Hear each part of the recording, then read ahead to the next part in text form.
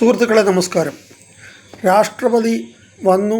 ഇന്നലത്തെ ഹെലികോപ്റ്റർ പൊതഞ്ഞ കാര്യം, അത് സുരക്ഷാ വീഴ്ച, അതൊക്കെ കഴിഞ്ഞു. ഇപ്പം രാഷ്ട്രപതി വന്നിട്ട് അവിടെ ആചാര ലംഘനം ഉണ്ടായി എന്നും പറഞ്ഞൊരു പ്രചരണം ശക്തമായിട്ട് നടന്നുകൊണ്ടിരിക്കുക. രാഷ്ട്രപതി വന്നു, വളരെ വിനീതമായിട്ട് നമ്മളെല്ലാം കണ്ടതെന്ന് പറഞ്ഞു കഴിഞ്ഞാൽ മീഡിയ വഴി കാണുന്നു. വളരെ ആചാര ലംഘനമൊന്നും നടത്താതെ വളരെ കൃത്യമായിട്ട് അവിടെ വന്ന് തൊഴുതിട്ട് പോയി. അല്ലെങ്കിൽ പുള്ളിക്കാലത്തേക്ക് വേണമെങ്കിൽ ഈ ഇരുമുടിക്കെട്ടൊന്നും ധരിക്കേണ്ട, വേണമെങ്കിൽ ഡയറക്റ്റ് എല്ലാവരും കൂടി എടുത്തുകൊണ്ട് അങ്ങോട്ടൊക്കെ, അതൊന്നും ചെയ്യാതെ വളരെ സൗമ്യമായ രീതിയിൽ അയ്യപ്പനെ ദർശിച്ചിട്ട് പോയി. അത് കഴിഞ്ഞപ്പോഴത്താണ് രാഷ്ട്രപതി അവിടെ ആചാര ലംഘനം നടത്തി എന്നൊക്കെ പറഞ്ഞിട്ട് ഇപ്പം കുറേ ക്ഷുദ്രശക്തികളൊക്കെ ഇറങ്ങിയിട്ടുണ്ട്. അതിന് ഒരു DYSP, അവിടുത്തെ ഒരു DYSP ഒരു പോസ്റ്റ് ഇടുകയും ചെയ്തു.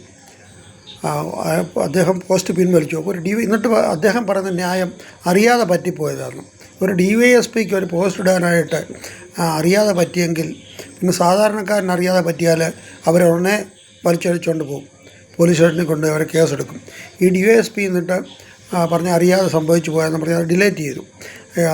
അപ്പോൾ ഈ തൊഴാൻ പോകുന്നവർ അവിടെ പോയിട്ട് നമ്മുടെ മുൻ ദേവസ്വം ബോർഡ് മന്ത്രിമാരൊക്കെ അയ്യപ്പൻ്റെ സന്നിധിയിൽ പോയിട്ട് അവർ കൈകൂപ്പി ഒന്ന് തൊഴുന്നത് നമ്മൾ കണ്ടിട്ടില്ല. സുധാകരൻ തൊട്ട് സുധാകരനെ, കടകംപള്ളി രാധാകൃഷ്ണന്, ഇപ്പോഴത്തെ വാസവന്, ഇവരൊക്കെ അവിടെ പോയിട്ട് നെഞ്ചും വിരിച്ചിങ്ങനെ നിൽക്കുകയല്ലാതെ അവർക്കിഷ്ടമുണ്ടെങ്കിൽ തൊഴുതാൽ മതി. അപ്പോൾ എന്നിട്ട് തൊഴാൻ ഇവർക്ക് താല്പര്യമില്ലെങ്കിൽ പിന്നെ എന്തിനാ പോയി ആ പ്രതിമയുടെ മുമ്പിൽ നിൽക്കുന്നത്? അങ്ങോട്ട് മാറി നിന്നാൽ പോരെ, അയ്യപ്പൻ്റെ മുമ്പിൽ നിൽക്കാതെ.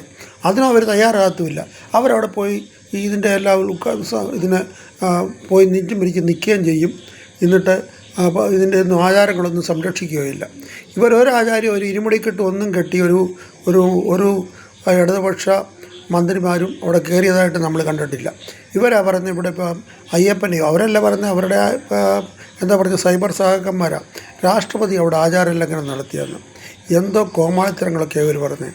ഏതെങ്കിലും ഒരു മന്ത്രി അവിടെ പോയിട്ട് അയ്യപ്പനെ ഒന്ന് കൈകൂപ്പി നമ്മൾ കണ്ടിട്ടുണ്ടായിരുന്നെങ്കിൽ നമ്മൾ വിശ്വസിക്കാമായിരുന്നു ഇവർ അയ്യപ്പ വിശ്വാസികളാണെന്ന്. അത് ചെയ്യാത്തവരാണ് ഈ കാര്യങ്ങളൊക്കെ പറയുന്നത്. ഓക്കെ, ഗുഡ് നൈറ്റ്, ജയ് ഹിന്ദ്.